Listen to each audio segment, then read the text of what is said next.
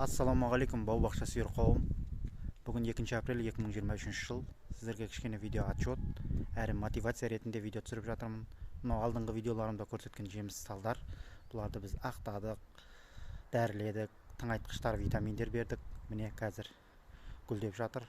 Әдемі болып алмұрт ағашы гүлдеп жатыр. Жүзінде бүршік жарып келе жатыр. Алма ағашы бұл да гүлдейін деп тұр. Мінекей бой кетеді 4 метр, одан да көп биіктеу. Жылда жеміс беріп тұрған алма ағашы. Шабдалылар гүлдеп тұр. Әдемі болып. Бәрі гүлдеді шабдалылар тегіс. Өрік ағаштары уже гүлдерін түсіріп, жайлап түйіп жатыр. Мінекей.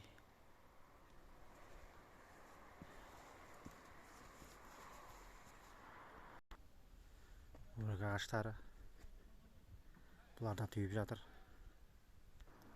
Мынау үйімнің екінші қапталы.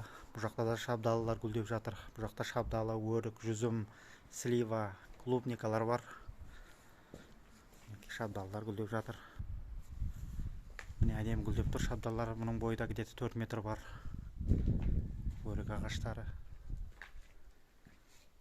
Мұнда клубникалар бар.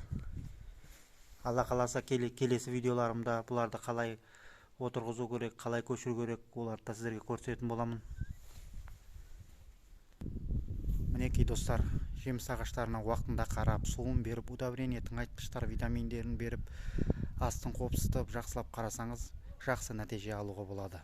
Сіздер де үйлеріңіздің қасында осындай бау-бақша, жеміс талдар ексеңіздер болады. Мен сіздерге өз білгенімді үйрететін боламын. Оның үшін Жомарт бау-бақша каналына тіркеліңіздер, лайк басыңыздар. Сұрақтарыңыз болса комментарияға қоя кетіңіздер. Достар, Жомарт бау-бақша арнасына тіркелеміз.